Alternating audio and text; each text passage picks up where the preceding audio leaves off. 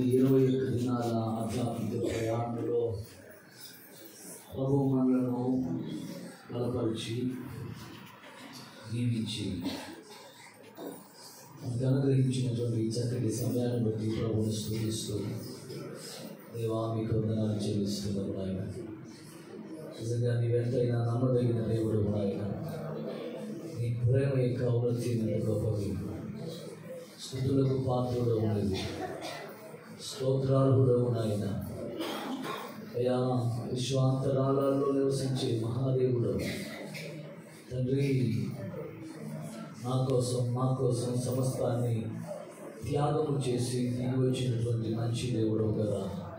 నీ ప్రేమకై స్తోత్రాలు చెల్లిస్తున్నాను ఆ తండ్రి. నీకు హల్లెలూయా. కొద్ది నిమిషాలు అందరూ నోరు తెరిచి ప్రభువుని స్తుతిద్దాం. మన ఎడల తన ప్రేమను వ్యక్తపరిచిన దేవుని స్తుతిస్తూ, ఆ ప్రభువా విడిచిపెట్టకూడని భాగ్యమును విడిచిపెట్టడంలో ప్రేమ ఉంది నాయన. ప్రేమను ఎవరైనా మాటలను వ్యక్తపరుస్తారు, కానీ నీవు క్రియలో తెలియపరిచిన దేవుడు అన్నా. నీ ప్రేమ ఏమైనదో ఎంతైనదో అనే విషయాన్ని బహు చక్కగా మాకు ప్రభువా వివరించిన దేవుడు. ఇలాంటి ప్రేమ లోకములు ఎక్కడ దొరకదని, ఇలా ప్రేమించేవాడు ఎవరు కూడా లేరు అని ఉండరు అనే విషయాన్ని కూడా రుజువుపరిచారు ఆయన. స్తోత్రం స్తోత్రం స్తోత్రం స్తోత్రం.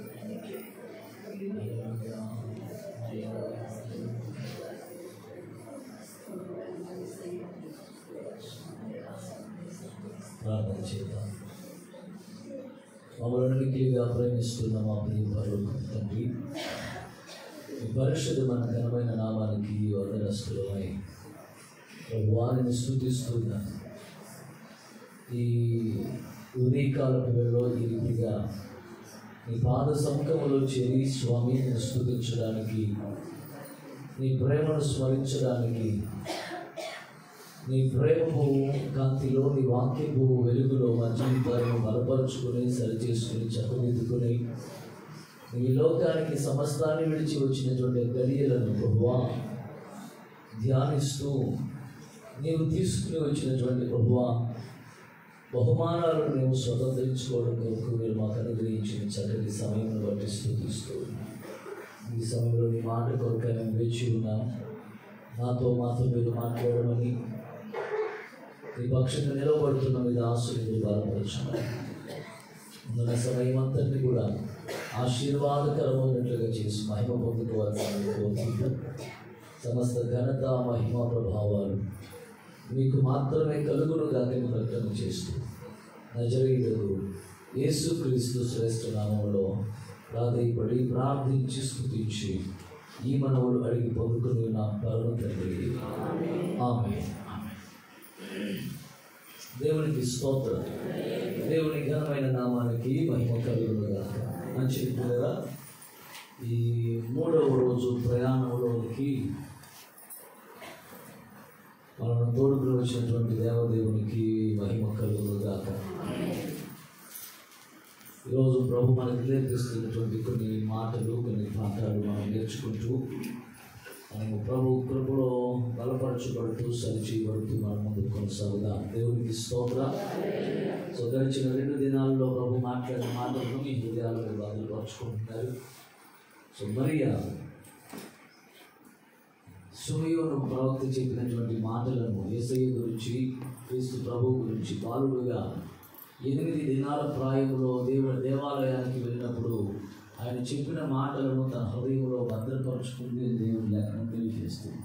విన్నటువంటి వాక్యాన్ని, మాటలను మన హృదయంలో అంతా కాకపోయినా కొంతైనా మనం భద్రపరచుకోగలగాలి. స్తోత్రం. హల్లెలూయా. మంచిది. ఈ 3వ రోజున నేను వాక్య ధ్యానం గడపే ముందు రీక్యాప్ అంటే ఏంటంటే ఆ సమాచారాన్ని మనం ఒకసారి జ్ఞాపకం చేసుకుందాం. ప్రభు నిన్న మాట్లాడిన మాట చెప్పండి. ఎవరైనా అమ్మా మన నోట్ ఏముండాలి? స్తుతి ఉండాలి. స్తుతి ఉన్న చోట ప్రభు ఉంటుంది. వాక్యం ఉన్న చోట, వాక్యమును ప్రేమించే మనసు ఉన్న చోట ఆయన ఉంటాడు. సో యూదయ బెత్లెహేములోనే ఆయన పుడతాడు అనేటువంటి ప్రవచనాత్మకమైనటువంటి మాటను నెరవేర్పుగా ప్రభువు చూశారు. ప్రభువు గొప్పవారిని కోరుకోవాలి, గొప్ప స్థలాన్ని కోరుకోవాలి, గొప్ప ప్రాంతాన్ని కోరుకోవాలి, గొప్ప గొప్ప వ్యక్తులతో ఉండడానికి ఆయన ఇష్టపడలేదు. అంటే వాళ్ళ ఇంటిలో పుట్టడానికి ఇష్టపడలేదు, కానీ ఆయన సామాన్యులను, నిరాకరించబడిన వారిని, తిరస్కరించబడిన వారిని, విలువలేనటువంటి వారిని ప్రభువు ప్రేమించినటువంటి వాడిని. అందులోనూ ఏ పరిస్థితి అయినప్పటికీ కూడా ప్రభువును స్తుతించి అనుభవంలో ఉన్నటువంటి వారిని ప్రేమించినటువంటి దేవుడని, అలా విలువ లేదు అనుకున్నటువంటి వారికి విలువ కలుగచేసే దేవుడు అనే విషయాన్ని తెలియజేస్తుంది. మనం నేర్చుకున్నాం. స్తోత్ర. రోజున కూడా మనం మరొక మాటను మనం ధ్యానం చేస్తూ మనం ముందుకు కొనసాగుతాం.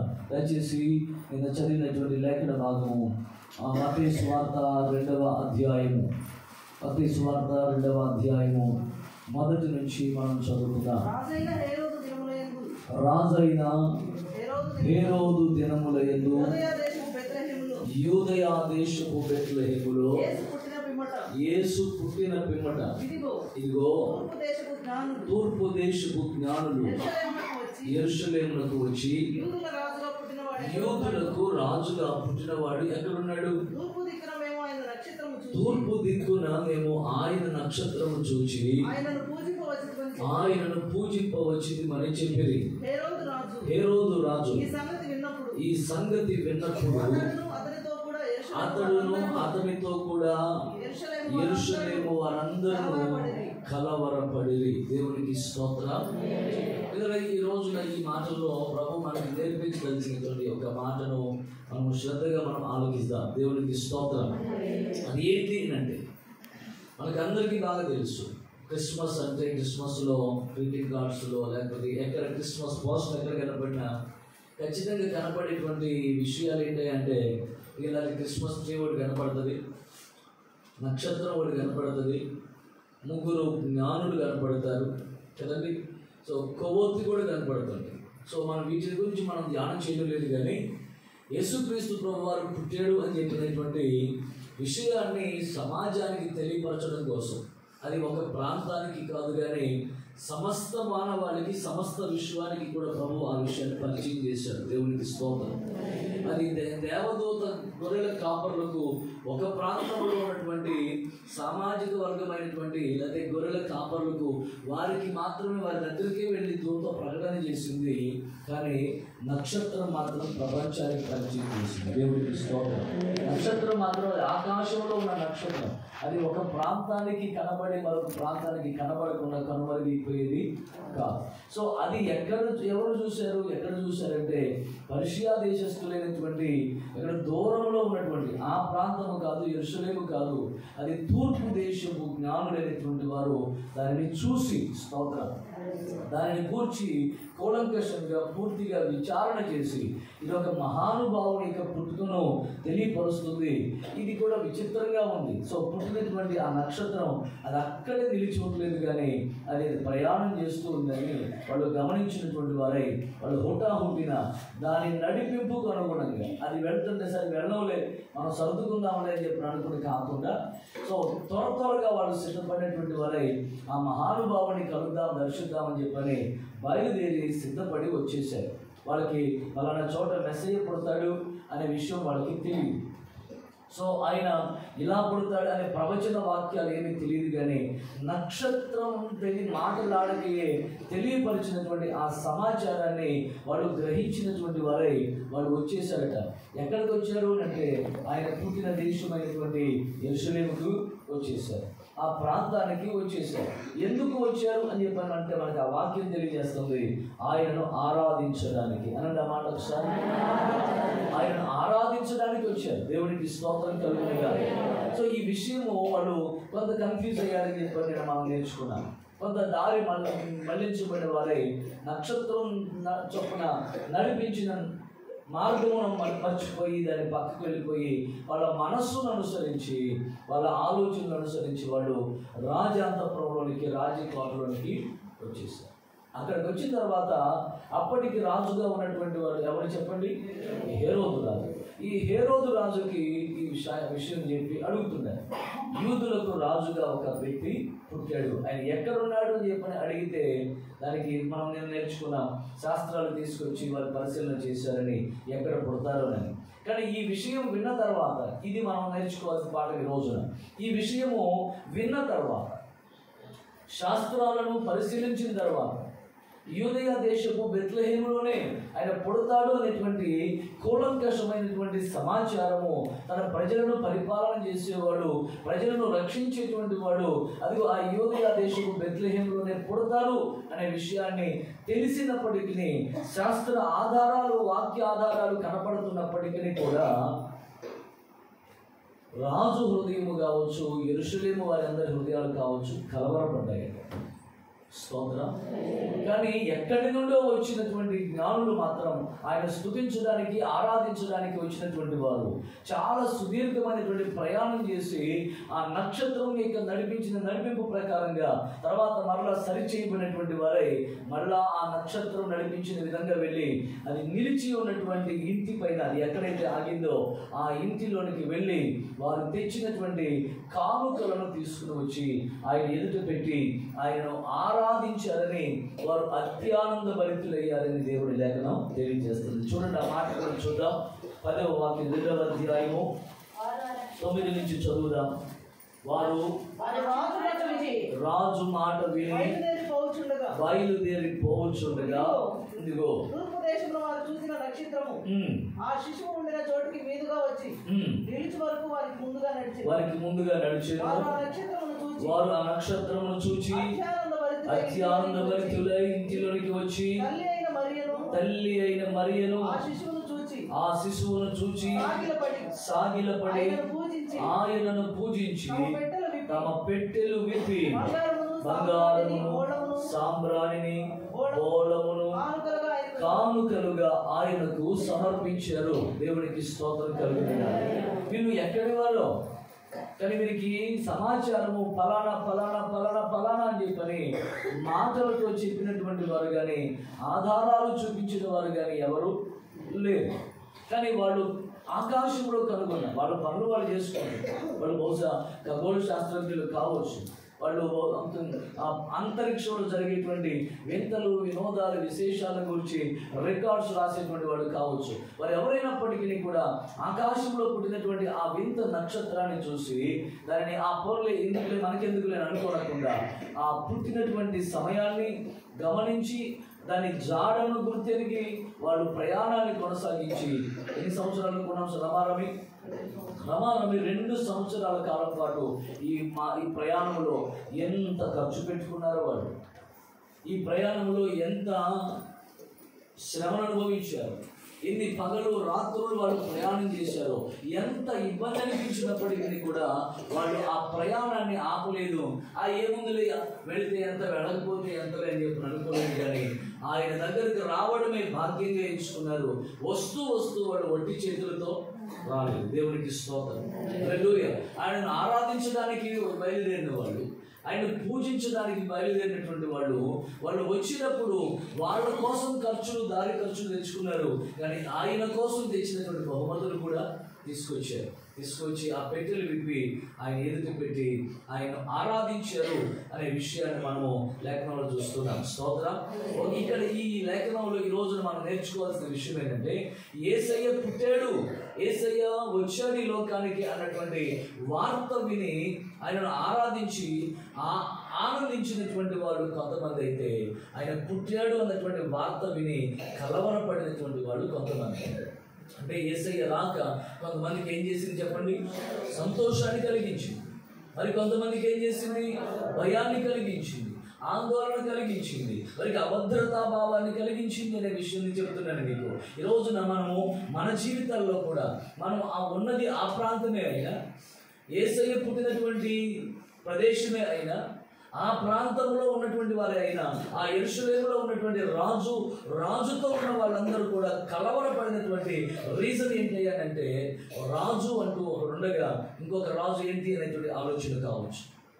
నేను చెప్పాను, ఈ హేరోదు రాజు అధికార దాహం కలిగినటువంటి వాడు.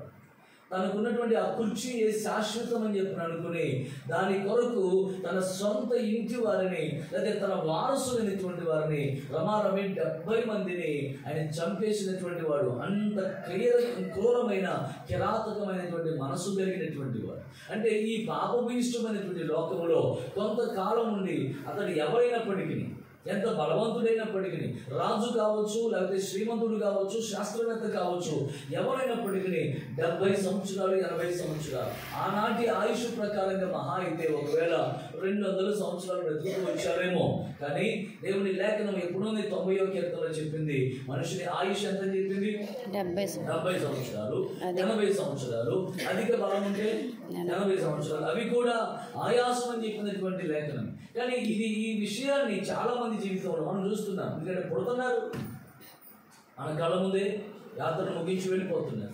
ఏది శాశ్వతం కాదు అనేటువంటి విషయము మనం చనిపోయి వెళ్ళిపోతున్న మనుషులు చెబుతున్నారు.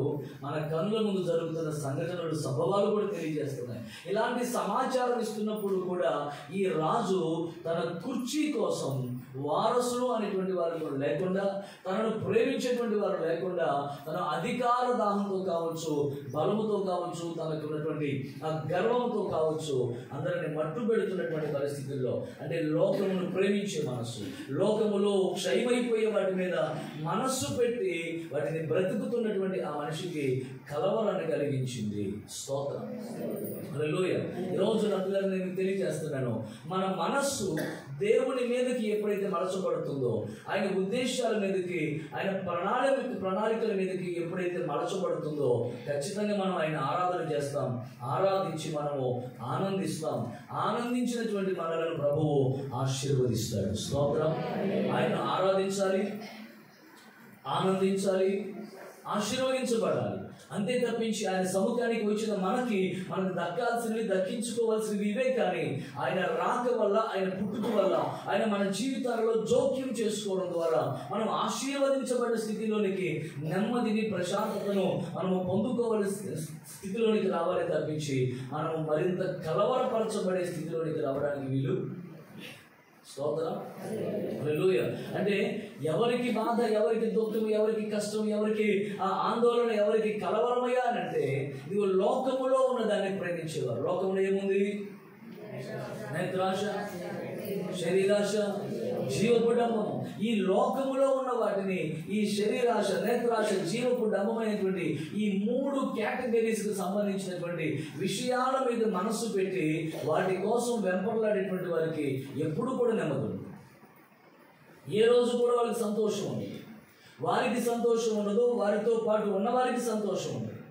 వారి మీద ఆధారపడినటువంటి వారికి కూడా నెమ్మది ఉండదు. వీళ్ళు నెమ్మదిగా ఉండరు, నెమ్మదిగా కూడా ఉండనివ్వరు వీళ్ళు. సో వీళ్ళ మనసంతా కూడా దేని మీద అంటే స్వార్థపూరితమైన విషయాల మీదే, పాపభీష్టమైనటువంటి విషయాల మీదే. పిల్లరా, ఈ రోజున నేను మీతో చెబుతున్న మంచి మాట ఏంటంటే, మన హృదయము దేని మీద ఉంటుందో దానిని బట్టి మన ప్రతిఫలం ఉంటుంది అనే విషయాన్ని చెప్పడానికి నేను సంతోషిస్తున్నాను. మన హృదయము లోక సంబంధమైనదైతే మనకి కలవరం కలుగుతుంది. మన హృదయము ఆత్మ సంబంధమైన విషయాల మీద కనుక మనం మనస్సు నిలపగలిగితే మనకి ఆనందము కలుగుతుంది. ఆమేన్. ఎవరు చెప్పకపోయినప్పటికీ కూడా ప్రభుని ఆరాధించడం కోసం వాళ్ళు చూసిన దానిని బట్టి వాళ్ళు విశ్వసించినటువంటి వాళ్ళే వాళ్ళు ప్రభు దగ్గరకు వచ్చారు. కానీ కొంతమందికి రుజువులు కనబడినప్పటికీ, ఆధారాలు కనబడినప్పటికీ, ఆరాధించుట కొరకు అవకాశాలు ఉన్నప్పటికీ కూడా, సాక్ష్యాధారాలు కనబడుతున్నప్పటికీ కూడా ఆయన సముఖానికి రాలేని వారు చాలా మంది ఉన్నారు. రాకుండా వారి మనసును కఠినపరుచుకునే వారు ఉన్నారు. ప్రభువు సిద్ధపరిచిన ఆశీర్వాదాన్ని కూడా శాపగ్రస్తంగా మార్చుకునేటువంటి వాళ్ళు చాలా మంది ఉన్నారు అనే విషయాన్ని, ఇది ఎక్కడా అంటే సమాజంలో పక్కకు పెట్టండి. దేవుని పిల్లలైనటువంటి వారు కూడా, దేవుని సముద్రానికి వస్తున్నటువంటి వారు కూడా, ఆయన యూదుల రాజు అనే సంగతి తెలిసి ఉండి కూడా, ఆయనే మెస్సయ్య అని చెప్పిన విషయం తెలిసి ఉండి కూడా, ఆయన రక్షించేవాడు, నెమ్మదినిచ్చేవాడు, సంతోషాన్ని ఇచ్చేవాడు. ఈ సంతోషము ఒక్కరికి కాదు, ఒక జాతికి, ఒక ప్రాంతానికి కాదు, కానీ మనుషులందరికీ కూడా సంతోషము అనేటువంటి విషయాన్ని మర్చిపోయినటువంటి వారే భౌతిక సంబంధమైన విషయాల మీదే మనసు పెడుతున్నారు.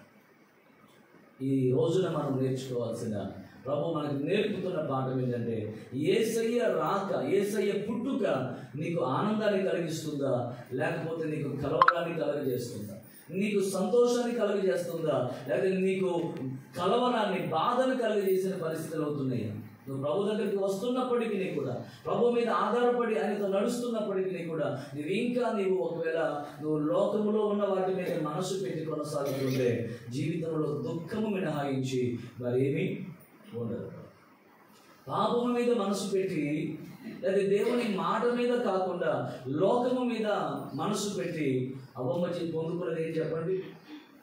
దేవుని మాట మీద ఉన్న మనసు మాత్రం ఎక్కడికి వెళ్ళిపోయింది? అపవాది యొక్క మాట మీదకి వెళ్ళిపోయింది. సో ఈ లోకంలో ఉన్నది, లేకపోతే దేవతలాగా ఉండాలి అనేటువంటి తన ఆలోచన, తన ఆశ ఎక్కడికి తీసుకెళ్ళిపోయింది అంటే ఉన్న మహిమను కూడా పోగొట్టుకునే స్థితికి వెళ్ళిపోయింది. శాస్త్రుల పరిశీలన సైతం కూడా వాళ్ళకున్నటువంటి సాంప్రదాయాలు, వాళ్ళకున్నటువంటి కట్టుబాట్లు ఎక్కడ పోతాయో అని చెప్పని యేసయ్య మేలు చేస్తున్నా, అద్భుతాలు చేస్తున్నా, సో ఎంతోమందికి సహకరిస్తున్నా, ఉపకారిగా కనపడుతున్నప్పటికీ ఆ ఉపకారాలను వాళ్ళు దృష్టిని పెట్టినటువంటి వాళ్ళే వాళ్ళ సాంప్రదాయాల మీదే మనసు పెట్టి, కట్టుబాట్ల మీదే మనసు పెట్టి యేసయ్యను వాళ్ళు ప్రతినిత్యము కూడా నిందిస్తూ, ప్రతినిత్యము కూడా చేసిన పని ఏంటంటే స్తోత్రం, హల్లెలూయా. వాళ్ళు ప్రతినిత్యము కూడా వాళ్ళు ప్రభువుని ప్రశ్నించడానికి, ప్రభువుని నిందించడానికి, ఆయనను రాళ్లతో కొట్టడం కోసం, ఆయనను ఇబ్బంది పెట్టడం కొరకు ప్రయత్నం చేశారు. ఎందుకంటే వాళ్ళకు ఉన్నటువంటి ఉనికి ఎక్కడ పోతుందోనే. నేడు కూడా సమాజము యేసయ్యను ఎందుకు ద్వేషిస్తుందో, యేసయ్యను ఎందుకు అర్థం చేసుకోవట్లేదు అంటే వాళ్ళకు ఉన్నటువంటి అధికారాలు కావచ్చు, వాళ్ళకు ఉన్నటువంటి విషయాలు ఏవో వాళ్ళకి దక్కకుండా పోతాయని చెప్పినట్లుగా వాళ్ళు భావించినటువంటి వాళ్ళై క్రైస్తవ్యం మీద విరుచుపడుతున్నారు. కానీ వాస్తవాన్ని గ్రహించినటువంటి పరిస్థితులు అవుతున్నాయి. కానీ ఎదురుగున్న సత్యాలు కనపడుతున్నా, ఆధారాలు కనపడుతున్నా, శ్రేష్టమైనటువంటి సంగతులు కనపడుతున్నా, ఆయన సమస్త సృష్టికి ఆధారుడని, సమస్త సృష్టికి కారణభూతుడని, సమస్త ఆశీర్వాదాలకు ఆధారభూతుడని, ఆయన నెమ్మదినిచ్చువాడని, రక్షణ ఇచ్చువాడని, శాంతి ఇచ్చువాడనేటువంటి విషయాలను కన్నులారా సాక్ష్యాలు కనబడుతున్నప్పటికీ కూడా వాళ్ళు వాళ్ళ సంప్రదాయాల మీదనే, ఆ కట్టుబాట్ల మీదనే మనసు పెట్టినటువంటి వారై దేవుని ప్రేమను దూరం చేసుకుంటున్నారు. వాళ్ళు నెమ్మది లేని స్థితికి వాళ్ళు వెళ్ళిపోతున్నారు. ఇక్కడ నెమ్మది ఉండటం లేదు, శాశ్వత కాలపు నెమ్మది కూడా వాళ్ళు స్వతంత్రించుకోలేకపోతున్నారు. స్తోత్రం, హల్లెలూయా. నేను మిమ్మల్ని అభినందిస్తున్నాను. నేను మీ అందరినీ ఉదయకాలపు వేళలో జ్ఞానుల వలె దేవుని సముఖానికి వచ్చి మీరు ఆయనను ఆరాధించడానికి వస్తున్న మిమ్మల్ని నేను దేవుని పేరిట నిజంగా మిమ్మల్ని అభినందిస్తున్నాను. స్తోత్రం. అయితే ఆయన దగ్గరకు వస్తున్నటువంటి మనం చేయాల్సిన పని ఏంటంటే ఆయన మన కొరకు సంతోషాన్ని సిద్ధపరిచాడు, దానిని మనం స్వతంత్రించుకోవాలి. ఆయనను ఆరాధించడం ద్వారా మనకి కలిగేటువంటి ఆ ఆనందాన్ని మనం సంపాదించుకోవాలి. చాలామంది ఆరాధించడానికి ఇష్టపడట్లేదు. ఆరాధించండి, ప్రభువును స్తుతించండి అంటే నోరు తెరవలేని పరిస్థితి. ప్రభువా, నువ్వు నన్ను జ్ఞాపకం చేసుకోవడానికి నాకు అసలు అర్హతే లేదు, కానీ నువ్వు నన్ను జ్ఞాపకం చేసుకున్నావు. నా స్థితిగతులను మార్చుకునే శక్తి నాకు లేదు, కానీ నా స్థితులను, నా పరిస్థితులన్నింటినీ కూడా మార్చడానికి నీవు దిగి వచ్చేసావు. నా చుట్టూ నలుదిక్కులకు కూడా భయం ఆవరించినటువంటి వేళ నా భయాల నుండి నన్ను విడిపించి నాకు ధైర్యాన్ని కలిగించేటువంటి వారు ఎవరు కూడా లేదు. నన్ను ధైర్యపరచడానికి, నా భయాలన్నింటినీ కూడా తొలగించడానికి వచ్చిన దేవుడు అని ఈ మాటలు చెప్పి ప్రభువును స్తుతించడానికి చాలా ఇబ్బంది పడిపోతున్న పరిస్థితులు అవుతున్నాయి. కానీ ఈ మాటలు హృదయపూర్వకంగా మనం ప్రభువును స్తుతించేది డబ్బులు ఇచ్చినందుకు కాదు, ఆరోగ్యం ఇచ్చినందుకు కాదు, మనల్ని ఇంకా ప్రాణాలతో ఉంచినందుకు కాదు. దేవునికి స్తోత్రం. ఎందుకు స్తుతించాలి అంటే మనము దేవరాజ్యానికి వారసులం ఉన్నట్లుగా ఏ మనుషుడు కానీ, ఏ అధికారి కానీ ఏది కూడా విడిపించలేనిటువంటి పాపపు యొక్క, శాపపు యొక్క కాడి నుండి మనల్ని విడిపించినందుకు మనం ప్రభుకి ఎన్నటెన్నటికీ కూడా మనం రుణస్థులమే. అందుకు మనం ప్రభుని స్తుతించాలి. దేవునికి స్తోత్రం కలిగి మన పాపములను క్షమించి, మన పాపముల వల్ల వచ్చే జీవితమైన మరణం నుండి మనల్ని తప్పించి ఆయనకు వారసులుగా చేసుకుని నిత్య రాజ్యానికి మనల్ని హక్కుదారులుగా చేసినటువంటి ఆయన ప్రేమను బట్టి మనం స్తుతించాలి తప్పించి మన దగ్గర ఉన్న వాటిని బట్టి పోయిన వాటిని బట్టి కాదు.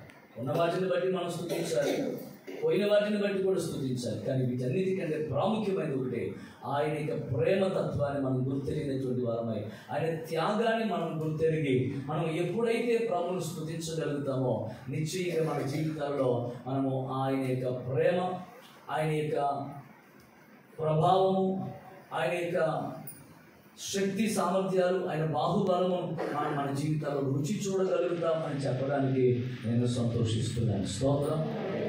గుర్తుపెట్టుకోండి, క్రిస్మస్ దినాల్లో మన సంతోషం మనము డెకరేషన్స్లో మనం చూసుకోకూడదు.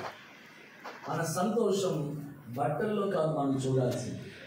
మన సంతోషం ఇంటిని అలంకరించుకోవడంలో కాదు కానీ మనం చూడాల్సింది, మనము సంపూర్ణంగా మన హృదయం నిండా ఆయన ప్రేమతో అలంకరించుకున్న వారమై ఆయన ఆరాధించడం ద్వారా కలిగే సంతోషమే మనం పొందుకోగలగాలి. దాని మీద మనం మనసు పెట్టాలి. ఆ సంతోషాన్ని సంపాదించుకోవడానికి మనము ప్రయాసపడాలి, ప్రయత్నించాలి. స్తోత్రం. హల్లెలూయా. పిల్లరా, ఈ జ్ఞానులు ఎంత ప్రయాసం, వాడి ఎంత సుదీర్ఘమైనటువంటి ప్రయాణము. వారికి రండి అని చెప్పని పిలిచిన వాళ్ళు లేదు, ఆయన మెస్సయ్య అని చెప్పని సూచించి చెప్పినటువంటి వాళ్ళు లేదు. ఏ విధమైనటువంటి ప్రోత్సాహాలు లేకపోయినప్పటికీ వారు ప్రభువును ఆరాధించడం కొరకు వారు వచ్చారు. కానీ మన జీవితాల్లో ఒకసారి మనం పరిశీలన చేస్తే ఆ హేరోదులను కాసేపు పక్కకు పెడదాం, అదే మన జ్ఞానులను కాసేపు పక్కకు పెడదాం. మన జీవితాల్లో కూడా ప్రభువు ప్రేమను మనం రుచి చూసినటువంటి వాళ్ళమే. ఆయన అద్భుతాలను, ఆశ్చర్య కార్యాలను బహు చక్కగా మనము ఎరిగినటువంటి వారమే. ఆయన కృపచేతనే మనం బ్రతికించబడుతున్నాం అన్నటువంటి విషయం తెలిసినటువంటి వారమే.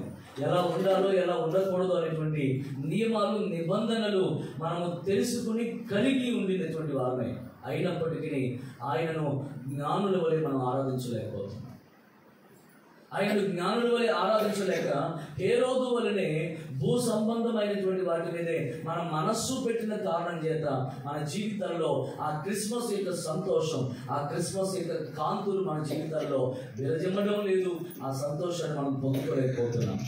మనం కలిగి ఉన్న సంతోషం తాత్కాలికమైనటువంటి సంతోషాన్ని పొందుకుంటున్నాం. కొంతసేపు ఉండే సంతోషాన్ని మనం చూసుకుంటున్నాం, కానీ శాశ్వత సంతోషాన్ని మనం స్వతంత్రించుకోవాలని ప్రభు ఆరాటపడుతూ ఈ 3వ రోజున మనకు ఒక పాఠాన్ని ప్రభు నేర్పిస్తున్నాడు. స్తోత్రం. సామాన్యులమైన మనలను ప్రభు అసామాన్యులుగా మార్చడం కోసం, అసాధారణమైనటువంటి వాడు సాధారణమైనటువంటి మనిషిగా మార్చబడినటువంటి వాడై, దేవుడు మానవుడైపోయి వాక్కు శరీరమైపోయి నిరాకరించబడినటువంటి మనలను సమాజంలో అసలు బ్రతుకు విలువ లేనటువంటి మన జీవితాలకు ఆయన ప్రత్యక్షమైన. స్తోత్రం. ఎంత ఆశీర్వాదకరమైన సంగతి ఇది, ఎంత సంతోషకరమైనటువంటి వార్త ఇది. లోకంలో కోట్ల ప్రజలు ఉన్నారు, కానీ ధనవంతులు ఉన్నారు, కానీ శ్రీమంతులు ఉన్నారు, కానీ వారికి లేని భాగ్యాన్ని ప్రభు మనకి అనుగ్రహించారు. ఎంత ధన్యులు మనం, ఎంత ఆశీర్వదించబడేటువంటి వారు. హల్లెలూయా. కనుక ఈ ఆశీర్వాదకరమైన స్థితిని మనము కలవరాన్ని కలిగించేదిగా ఉండకూడదు, కానీ సంతోషాన్ని కలిగించేదిగానే ఉండాలి. ఆమేన్. దేవుడు ఈ మాటలు మన వెనుకల్లో దీవించి ఆశీర్వదించుగా. స్థలంలో ఉంచండి, ప్రార్థన చేయాలి.